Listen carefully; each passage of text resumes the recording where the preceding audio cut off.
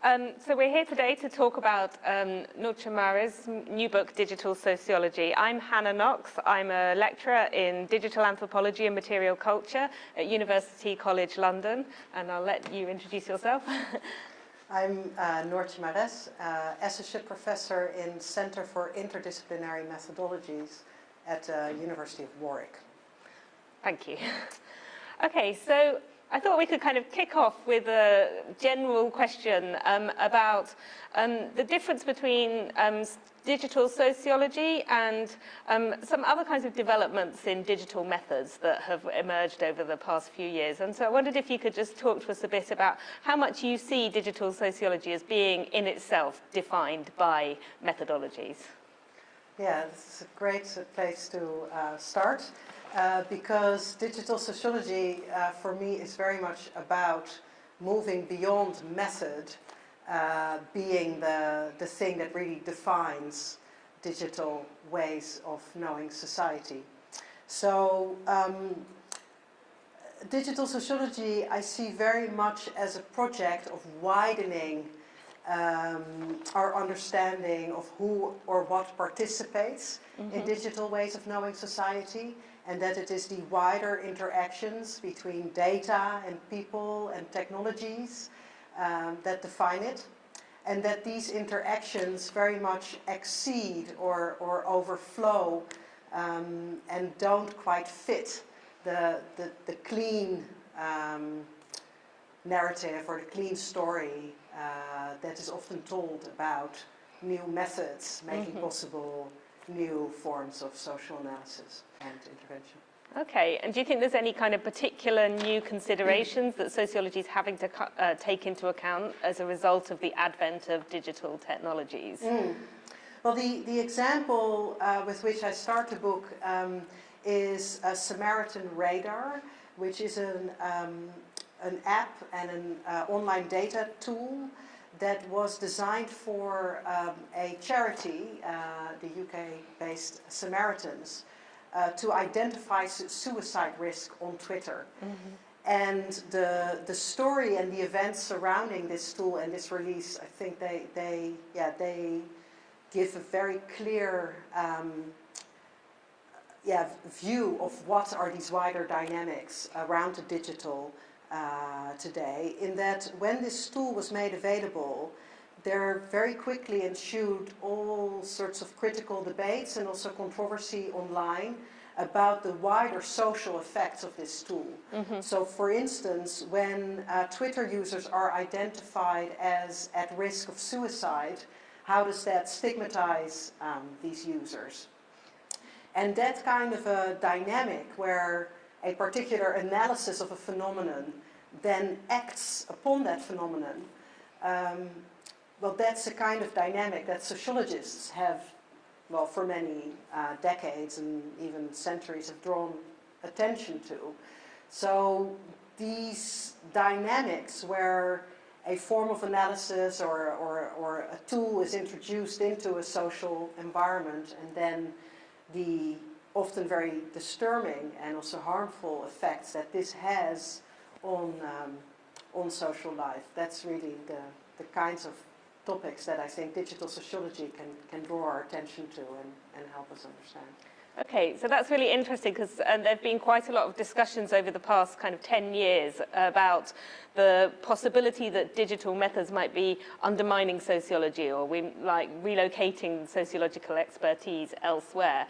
So I wondered if you see these kinds of examples as a space where sociologists might be reclaiming a kind of form of expertise. Yeah, I mean, I think there are many of the problems that today more and more of us are aware of with the role of the digital in society, that they precisely have to do with sociological processes and phenomena. So one of the terms you can think here of is bias. The way in which the representations of digital social life that are made digitally, that they often have they're partial to particular perspectives, They're partial to particular places, and those processes in which bias arises have been very central for sociology, both methodologically, so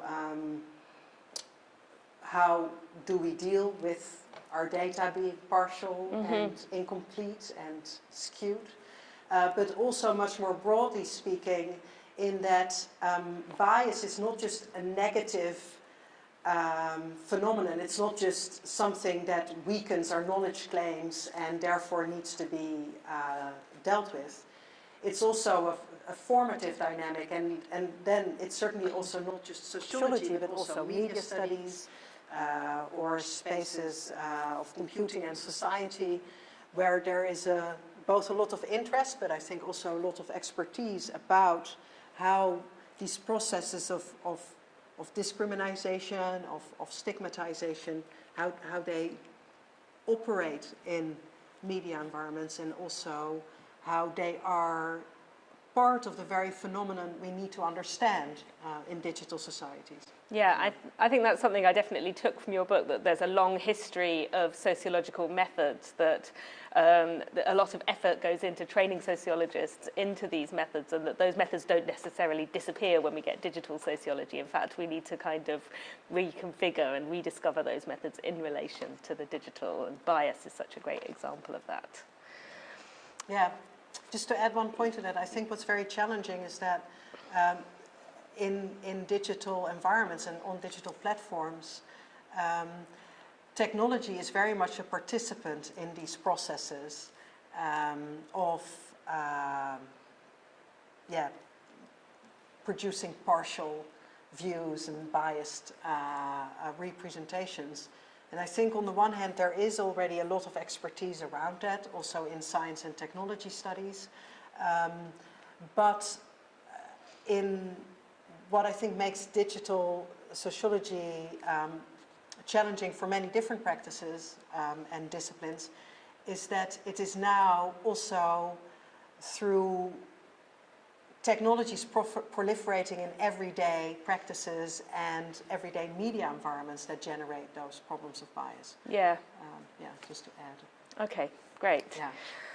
So one of the reasons why in digital anthropology we've kind of, or in anthropology more generally, we've turned to the digital, is that it becomes kind of unavoidable to look at the digital because it's part of people's everyday practices, and so it's had to become something that we look at as anthropologists. So I wondered if you could talk a bit more from a sociological perspective about whether there's kind of new field sites that have emerged for sociology, and whether that in itself is something that characterizes digital sociology. Yeah. What I think is very challenging and interesting from a sociological perspective is that it is less and less possible to point at specific communities and specific locations as the locations where digital culture can be found. So that with the proliferation of social media and smartphones and Internet of Things style devices, the digital or digital sociality refers less and less to a designated set of practices or field sites. And the term that I keep returning to in that regard is the term of the semi-field, Okay. Which is a term that anthropologist Anne Kelly put forward, which refers to sites that in some ways are artificial, like laboratory sites. So these are sites where social life is made measurable, analyzable. They're in some ways controlled sites. But at the same time, the semi-field is a space where spontaneous interaction is still possible. And I think digital platforms, for instance, like Facebook and YouTube, fit with that description very well. But also the sites that Internet of Things are disclosing. So smart city environments or smart mobility initiatives, they seem to be very much about organizing these kind of semi-field spaces. And so there is an artificiality also to social interactions and social processes as they unfold in digital environments that I think is important, and also what digital sociology can well, yeah, it can bring that aspect into focus. Yeah, so it's kind of reformulating the sense of what the social is that sociology is looking at when you kind of have these sites that break down a division between authenticity and artificiality. Exactly, in interesting ways. And of course that itself is also a partial perspective. I'm often struck by the analogies with environmental sociology, where for environmental sociology it's obvious that all social processes have an environmental dimension, but that doesn't mean, of course, that the whole of sociology has to become environmental sociology. No, fair enough. So you talk about quite a number of different kinds of locations where we might do digital sociology in the book. But I was interested if you could reflect on whether there's things that are just kind of coming into being or are on the horizon that are likely to constitute important field sites for digital sociology in the next few years. Yeah, that is a very difficult question. I'm myself more and more interested in streets.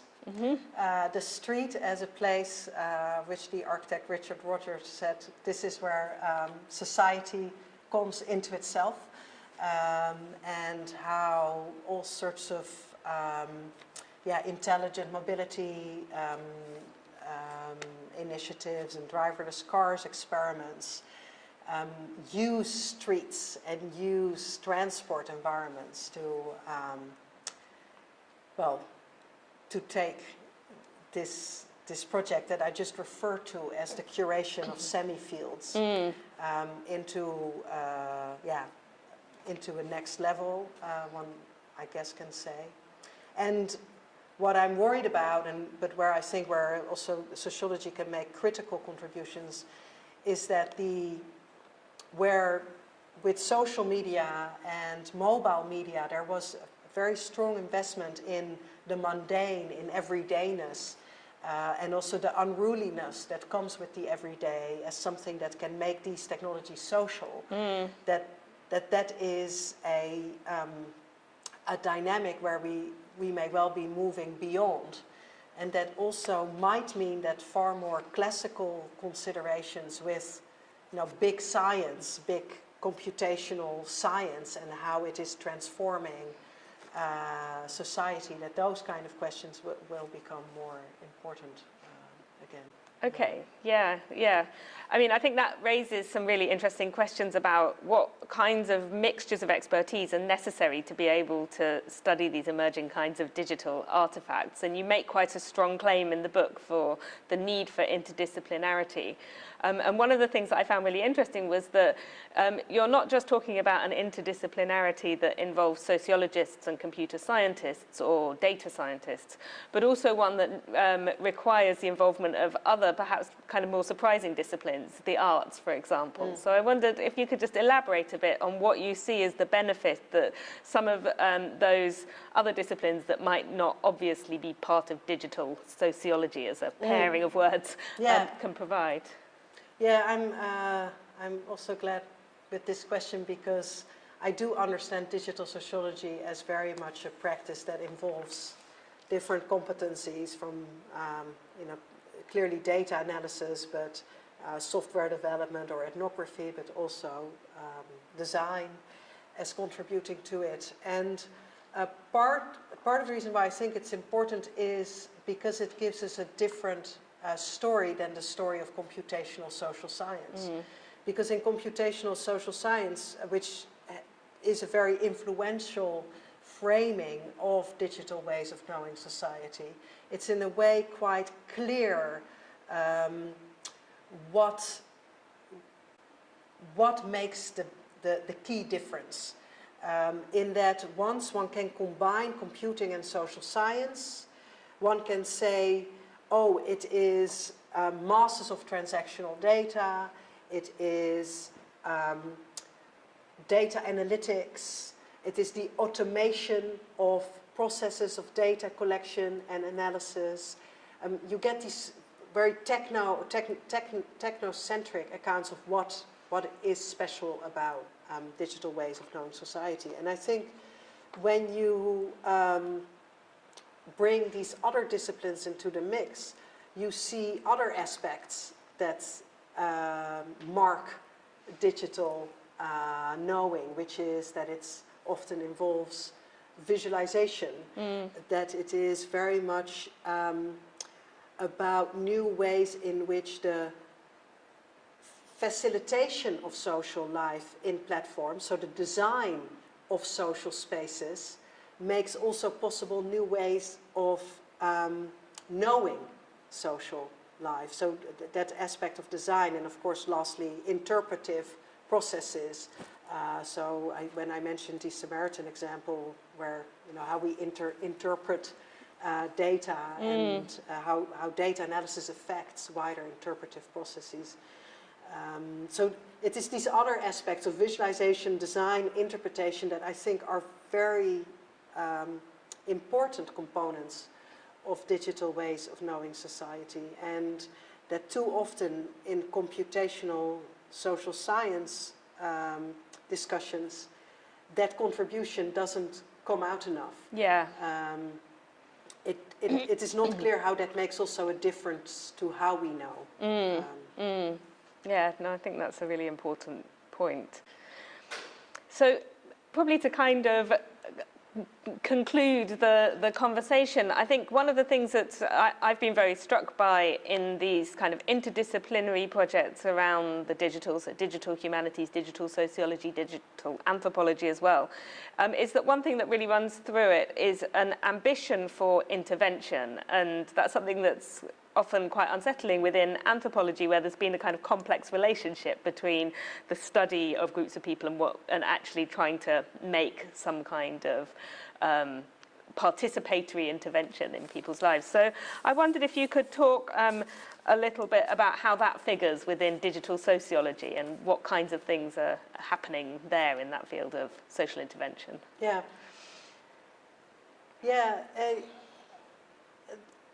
A very important part of the story, which I don't fully grasp, I think, but which I want to mention, and I also mention extensively in the book, is the way in which the digital awakens expectations that social research can contribute to society anew, that social research can become newly relevant also to solving social problems.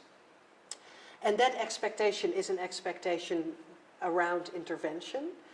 I think that we have seen in the last few years those expectations really running into, well, into trouble. So even as all sorts of apps were being proposed to solve anything from transport problems to humanitarian reporting, it was very much the dynamics of social media that led us into, or that have contributed to, for instance, populist, right-wing populist politics.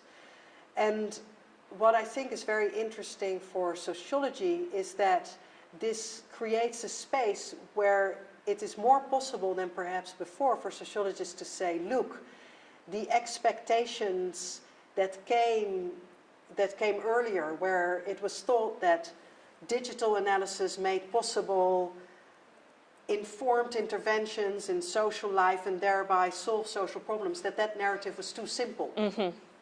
That there are these dynamics that are more complex around how ideas and technologies and knowledge interact, that disrupt that smooth ride from analysis to intervention to problem solving. And I mean, there is a lot of work, also the work by Law and Rupert and Savage on the social life of methods, that already worked to problematize those assumptions. But what I'm hoping and it is not, it is not an optimistic hope, because it is a hope that comes with all the problems that have grown out of digital campaigning and digitization of current societies. Yeah, that these proliferation of problems will make it a bit more doable to bring those those sociological problems into the foreground. Okay, great. Yeah, that's a very exciting program for the discipline moving forward.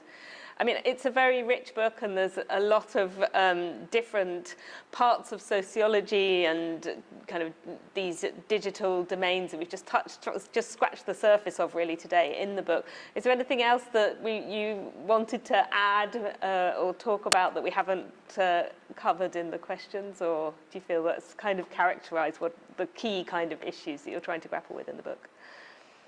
Yeah, well, there is always more. I think one thing to just very briefly mention is that there are many, many of these effects that I call with a complicated word interactivity, which are documented by journalists and bloggers and in social media, such as the racist search engine, the way in which search engines throw up a lot of stigmatizing content. And so even though I find it necessary to point at the complexity of these digital social phenomena, it's also important to remember that there is a lot of awareness across journalism and online spaces of these kind of effects. And also the question of how, what kind of connections can we make between these different ways of posing the problem analytically and through, for instance, the collections of examples of racist engine returns. Okay, great. Yeah. Well, thank you for explaining to us many of the ideas in the book. Yeah, well, thank you for some amazing questions. Yeah, very helpful. Great. Yeah. Thanks.